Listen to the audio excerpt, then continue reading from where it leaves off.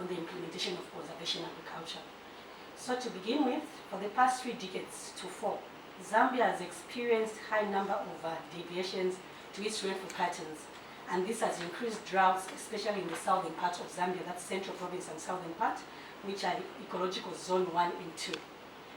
And this decrease in rainfall patterns has affected the growth and the harvest of staple food such as maize, which is strongly related to the weather patterns at that particular year. Therefore, it's important to know that the agroeconomic methods that farmers are using in the country to harvest, to grow staple foods, coupled with the effects of climate change on productivity, must be investigated to see what measures can be used to improve food security in Zambia within this space where the country is experiencing changes in climatic conditions. So, as depicted in the Auditor General's report, government has recognized the risk that climate change has on national food security. This is evidence from the inclusion of climate change in the 7 NDP, which has come to an end, as well as the draft 8 NDP, where climate change and mitigation measures have been mainstreamed in the plans. The Auditor General's report conducted an audit to establish that mainstreaming activities related to climate change in the agricultural sector were generally not implemented. Those are some of the results that they found. These included the activities that are important for mainstreaming climate change in the agricultural sector, include early warning systems, agricultural research, adaptation of conservation farming, extension services, monitoring and sensitization and awareness of climate change techniques to most farmers. If we look at some of the challenges that are being faced in making Zambia as a food secure country in the face of climate change, one of the challenges is the lack of mainstreaming of climate change measures in programs. So the audit established that what documents showed that at the Ministry of Agriculture, these measures were integrated in the plans and programs. Inspection analysis of the records at the ministry reviewed that programs budgeted for to enhance mainstreaming were not implemented. This is where we say prioritization by the ministry was made, but in relation to budgeting, that wasn't achieved. Ineffective early warning system, which is very key as the country is experiencing climate change, where we need more information to farmers. It was established that early warning systems for the agricultural sector in the country were not effective and operating at full capacity. The meteorological department, which is key for giving this information, had limited capacity in the period under review to produce this accurate information. There were only 41 manual stations and 85 automatic stations the whole country out of the 118 that were required to carry out these activities in the period under review. We can go to pest management. We are all aware that climate change also promotes pests. The more we have dry season, there will be a lot of pests. I think now we've seen Zambia also experiencing the outbreak of 4 armyworms, which have now become frequent compared to the years back. And so the audit established that there was low adaptation of conservation agriculture despite government having promoted it over the 2 decades. The following were some of the reasons that were given for low adaptation: lack of capacity by farmers to adopt the practice, non-essentialization of conservation farming, conflicting information on agriculture conservation, duplication of targeting and operational areas by conservation agriculture providers, inadequate planning of the practice. If you look at lack of research, I think this is what we've always said, to say there's lack of research which should be promoted across all sectors. And the aspirations of the ministry to carry out research, especially on the implementation of climate agriculture technology, would have helped improve the productivity and enhance food security, which was not achieved. This is as a result of low planning and budgeting for these activities. Second, the early warning component, which is key in helping farmers plan and avoid hazards, were not effective, as the department in charge has made some strides in providing this information to different stakeholders, but this information is not localized. To say farmers in the southern part of the country will need specialized information for that part of the country, but it was just general. And the ministry had not developed a regulatory framework or coordination mechanism through which especially private players, those involved in conservation farming unit and other stakeholders, would operate effectively. And this, if this was done, this would have in turn allowed for effective and economic implementation of the practice, harmonization of information to farmers, and ensure accountability and continuity of this program in an event that it was private sector who are implementing these projects. There would have been continuity of these activities should this private sector exit the programs. Thank you. So we now look at the recommendations and the implementation measures. So recommendation 1. Here we note that there is need for the Ministry of Agriculture to prioritize funding towards climate smart agriculture technologies, improve timeliness and the rate of delivery of conservation agriculture activities if they have to improve food security, especially in the face of climate change. So what are some of the implementation measures? 1, formulate equitable climate smart agriculture policies, design climate smart agriculture interventions to be gender sensitive. Here we are talking of inclusion of more women, as we realize that most of the farming activities, our farming community has more women. Assess the whole farm trade-offs and synergies, and support farmer to farmer and community-wide social learning. Learn what drives the adoption of climate smart agriculture across different scales. Target pathways to scale out climate smart agriculture technologies to farming community. The other aspect is prioritize among climate smart agriculture options and benefits for greater impacts. Then invest in climate smart soil and land health through agroforestry. So I think there are some trees that are actually grown for the purposes of regeneration of the soil. Then monitor climate smart agriculture intervention with real-time participatory tool. I think also here we are talking of incorporating ICT in this aspect. Recommendation 2, the Ministry of Agriculture needs to demonstrate commitment to its plans by prioritizing support to activities that are intended to increase food security in the face of climate change. What are some of the implementation measures? Promote mainstreaming of climate change issues into policies, plans, strategies at all levels in order to account for climate change risks and opportunities in decision making and implementation. Strengthen the mainstreaming of climate change response and sustainable recovery from climate-related disasters. I think this is, we can actually see that our 2021-2022 agricultural season did suffer from the adverse effects of climate change, and this measure is quite critical.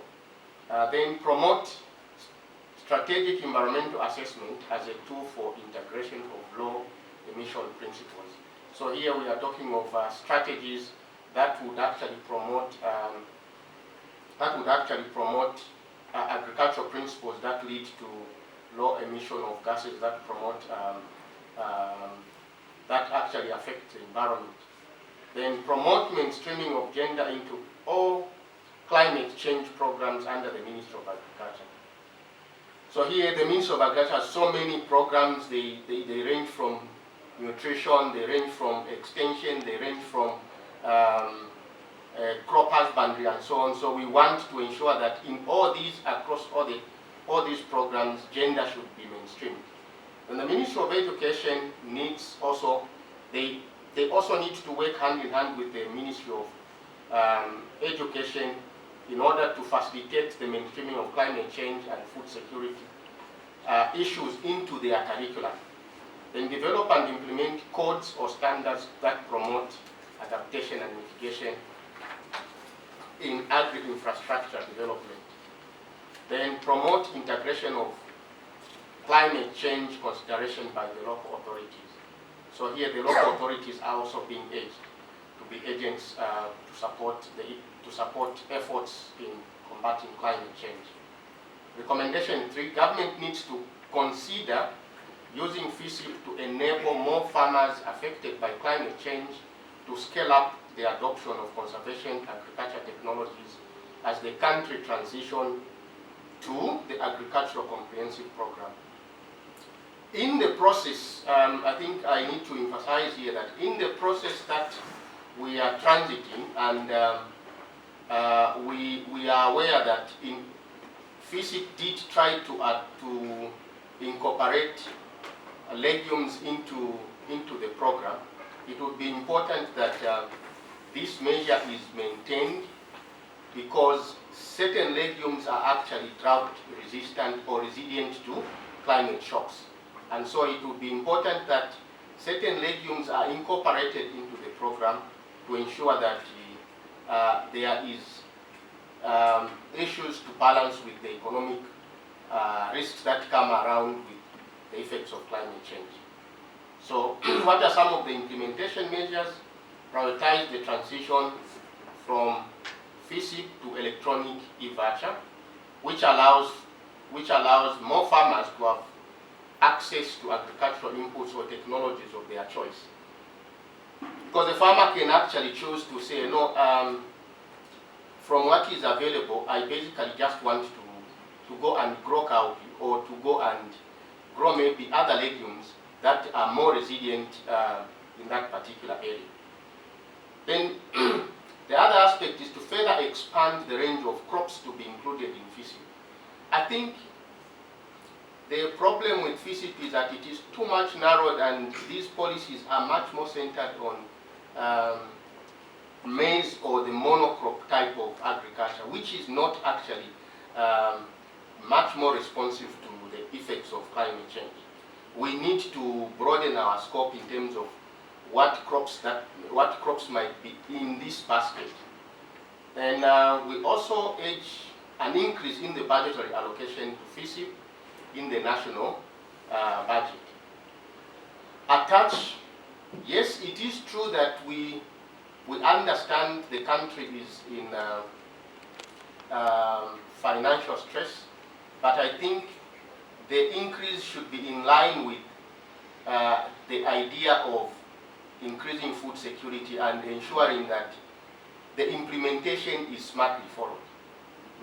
Then attach conservation farming and climate adaptation as a prerequisite to farmers to be on FISIP. I think even as we implement this, the extension department must ensure that they, in these agricultural camps and blocks, they should ensure that in areas where conservation farming is targeted, they should actually adopt many more farmers to be on FISIP, provided they meet the criteria. Then increase funding towards the extension services to reach the minimum ratio of 1 extension officer to 400 farmers, unlike the current extension, unlike the current ratio of 1 extension officer close to 1,000 farmers. I think we realized that the budget that was presented last year did mention that there would be employment in terms of agriculture extension officers. So I think we would actually urge government to expedite that measure to ensure that this measure is actually looked at. Then expedite the development of agricultural comprehensive program that will respond to these identified weaknesses in FISIP. Whilst this program has been announced that this is the route we need to take, our thinking should be that we really need to ensure that the development of this program should be highly expedited in order for us to quickly migrate and have a sustainable program to replace FISIP. Recommendation 4, there is need for irrigation development in the country. Well, I think we realize that irrigation, whilst we appreciate the need for government to in terms of what they have done in the irrigation development subsector, we realize that there are certain implementation measures that have to be taken. So one, facilitate development and transfer and promotion of access to affordable, environmentally sound irrigation technologies. encourage protection of local innovation and intellectual property rights in terms of developing of some local innovations on irrigation. Facilitate establishment of climate technology centers or networks. Provide incentives for development and transfer of appropriate climate-related technologies. Then promote private sector investment into irrigation. The other aspect is also to facilitate for the creation of the Irrigation Development Fund. That responds to the diverse needs of farmers in developing appropriate and sustainable irrigation technologies. So here we realize that developing the irrigation development fund would actually make sure that more resources can be put together and respond favorably to the needs of different farmers. Recommendation 5, we urge the Ministry of Agriculture to prioritize research by ensuring that enough resources are allocated to foster research and development and improve the understanding and decision making in responding to climate change and its effect on food security. Implementation measures support higher learning or research institution on climate-related applied research. Promote R&D, looking to understand climate change's effects on food security. Facilitate R&D and demonstration of climate-friendly technologies to mitigate and adapt the environment. Promote the development of climate-smart technologies. So here we are talking about promotion of drought-resistant or tolerant varieties, as well as early maturing varieties by the Zambia Institute of Zambia Agriculture Research Institute, as well as other seed companies that for varieties that can actually quickly adapt to this changing environment. Then promote the use of indigenous knowledge or local innovation on climate change. Promote private sector participation on funding for research through a well-targeted tax incentive on inputs required to conduct research in different areas of research. Recommendation 6, here we also see that there is need for the Ministry of Agriculture and other stakeholders to develop a comprehensive, homogeneous information sharing platform. So what are some of the implementation measures? Here we are saying that let's facilitate climate change advocacy, communication and awareness. Facilitate the ease of access of information on climate change and its effect on food security in Zambia via social media and other platforms. Strengthen climate change education, training and public awareness. Then promote dissemination of research findings on climate change. Then we can also look at the best practices in other African countries in terms of those that have adopted better ways to combat climate change. So some of the countries named by FAO are Tanzania, Uganda, Kenya, and Malawi. I think key here is that our colleagues have been putting in resources in order to operationalize most of these policy documents. For Uganda, we realize that for Uganda, what they basically looked at is the issue of synergy with other international institutions in terms of trying to come up with strategies of having a climate smart, sensitive country. So they have been working together with the International Center for Tropical Agriculture, which is CIAT, and been carrying out evidence-based research.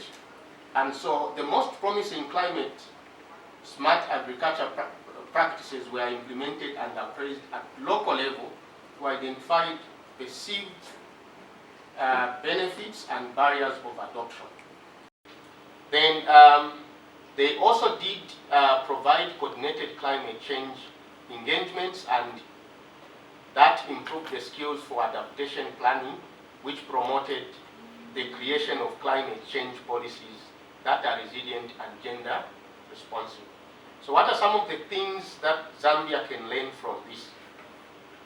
I think we straight go to the missing link here seems to be the lack of prioritization in the implementation of the activities that are mainstreamed in most of our national plans. We realize that it is important for government to put in place a framework to ensure that the mainstreaming does not just end at planning level but be carried all the way and be implemented. This may require an increased budgetary allocation to the agricultural sector. I think whilst we may say an increased allocation to the budgetary sector, what we need to take keen of here is that let's not just look at FISIP and FRI, but let's look at other activities and programs of the ministries that can actually have an additive effect on climate smart agriculture. Then the other aspect is to have coordinated efforts that are imperative in achieving climate smart objectives. The other aspect also is to try and have researchers, the Zambia Meteorological Department through Ministry of Green Economy and Environment, non-governmental organizations as well as extension officers work together in coming up with solutions, especially where early warning, developing proper early warning systems are concerned. Then the major challenge seems to be the lack of coordination that we actually come to see here.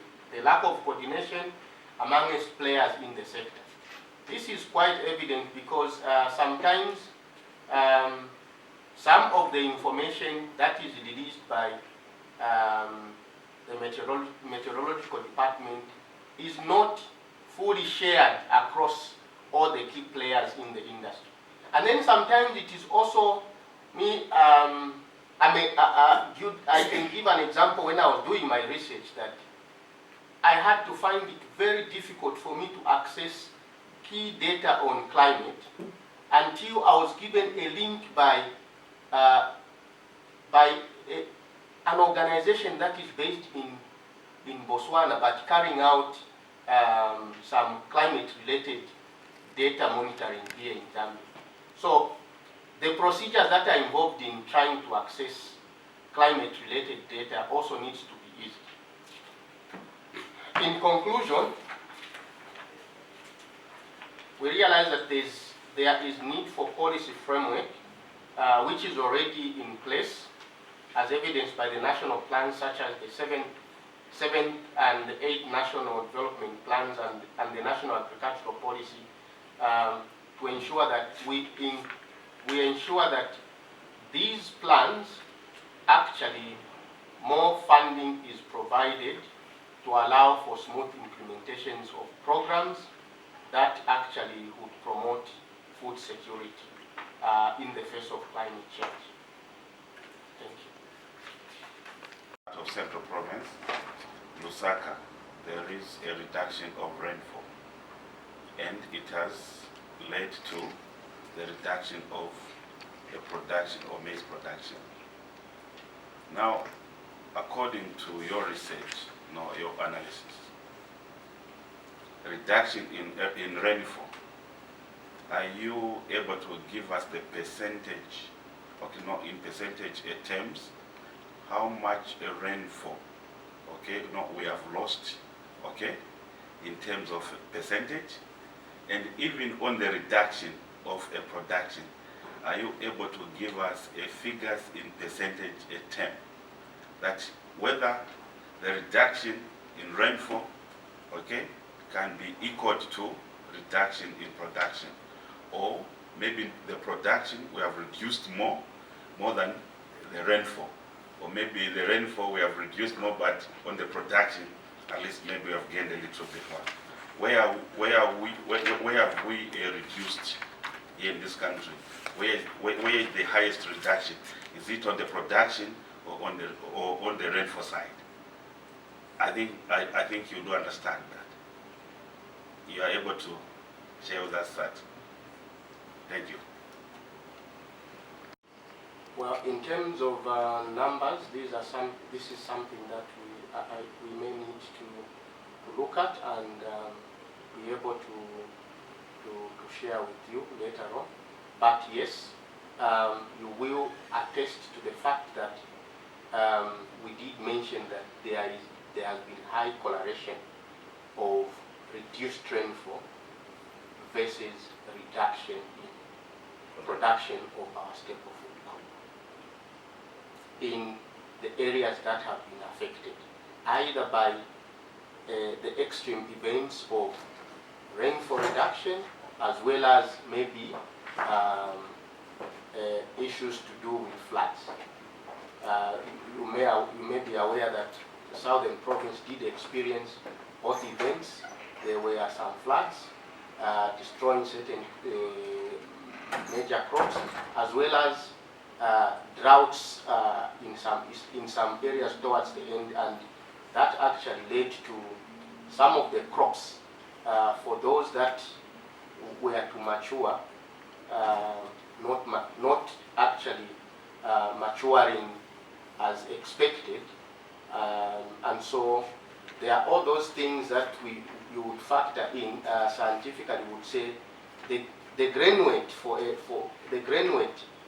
a crop that has undergone a full-scale rain season versus that one which has partial drought, the weight of the grain is actually lower, and so that is translated into the loss in terms of crop production. In terms of because what we are interested in is the quantity per unit area. So the quantity per unit area is actually reduced. Thank you very much, Honorable. I think I'm a bit lost on the issues of money being diverted from early warning systems to another program. What we indicated was for early warning system, the capacity for the meteorological department to carry out, to work at full capacity was not achieved because the numbers of stations that they have, as opposed to having 115 stations, automatic systems that are working, they had 85. So meaning it might translate to say maybe funding towards that to achieve, to enable the department to work at maximum benefit was not achieved under the period under review. In eastern provinces, and we've listed more than, I think, 8 to 10 districts. And we interacted with various farmers from all these 3 provinces. And when you talk about the issue of e-voucher, farmers don't like it. Maybe it is because of the abuse by the system, no, by the people involved. Let me say the system, people involved, okay, in managing the e-voucher under e-voucher under FISIP. I'm sure farmers highlighted a number of corrupt activities going on at a DAC level, okay, DAC, I think you understand DAC, District Agriculture Committees, Extension Officers, and CAC, okay, under CAC, that there's too much there's too much corruption, and we cannot continue, okay, with e-voucher. This is what farmers are saying, and they don't like it. But you technocrats, you tell us that the best way to manage this system is the e-voucher way. But farmers don't like it completely. You go to any farmer, they will tell you that we don't like this because we have suffered a lot. And even farmers, the time you remember in 2017 or 2018, when the country rolled out, okay, when the government rolled out to the entire country a system of e-voucher, even the production went down, okay? There was a huge reduction in terms of production because it's like most of the input fertilizers ended up into wrong hands, and officers were just busy selling. Some of the fertilizer found itself in Malawi, in Congo.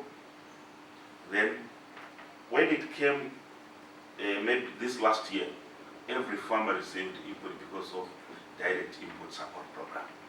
Now, what do you think we can do to clean this system so that our farmers can benefit? Because corruption, I think it's something which is very, very complex to deal with. How best can we help our farmers? And we know quite all right, even myself, I know that e-voucher is the best way to go.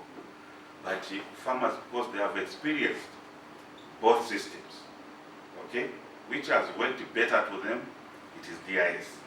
The e-voucher has failed. What can you do as technocrats, advise the government to do so that we can now revert back to e-voucher and promise the farmers that the system now is going to work correctly? Your take, David. Thank you, Chair, and thank you, Honourable Member Member of Parliament, for that question. Yes, what is on the ground is really very true. We acknowledge that. But what we need to understand first of all is that e-voucher system was, I think, in terms of piloting, okay, it was hurriedly upscaled at a large scale. We needed, first of all, to do an evaluation to understand what sort of agro-dealer business or agro-dealer dealership do we sort of need for us to achieve the goals of e-voucher. Okay? One, first of all, depoliticize the kind of agro-dealers that are going to be found to be part and parcel of the e-voucher system. Okay? Do an evaluation process where you screen that these agro-dealers that are going to be engaged in Chongwe, okay, have a direct link with a mega input supply. Most of the agro-dealers that came into the e-voucher in the e-voucher process, you realize that majority of them did not even meet the criteria to be agro-dealers. So the idea is to ensure that you register agro-dealers or institutions that have been vetted to have capacity to deliver. And that was not really the case. And even when you go to provincial agricultural office or to DACO's office, they will tell you that the problem was that anyone, provided they thought they had the connection to register as an agro-dealer in FISIP, they would come in, but do they have the financial muscle to manage the agro-dealership? And so this is why whenever farmers would go to redeem, they would find that there are no inputs. And as such, some of them, like you have mentioned, were merely looking at it, they realize, oh, this is a cash cow. Okay? But there are agro-dealers that are well established. Okay? Those that are actually receiving inputs from serious institutions. Okay? And then we could have actually seen that at some level, okay, we could have had certain big companies well established to operate the agro dealership, where we know that we are guaranteed of inputs to be delivered to the agro dealers. Unfortunately, that was not the case. In countries where e-voucher has worked, what has led to that working is the organized agro-dealership system. You will not find agro-dealers who are merely just appearing on paper, but their physical presence is not there. And basically that's what used to happen under FISIP. The issue of what led to forest or fertilizer actually closing up in Kabwe, we are all aware of what happened. It's the same issue of fake agro dealers who would go and say, no, give us fertilizer at this amount, and then immediately once the farmers swipe will be able, and they disappear. And so it is very important that we do a screening process, a thorough, robust evaluation process to ensure that the people that actually participate as agro dealers in this business are actually real businessmen and not fake businessmen.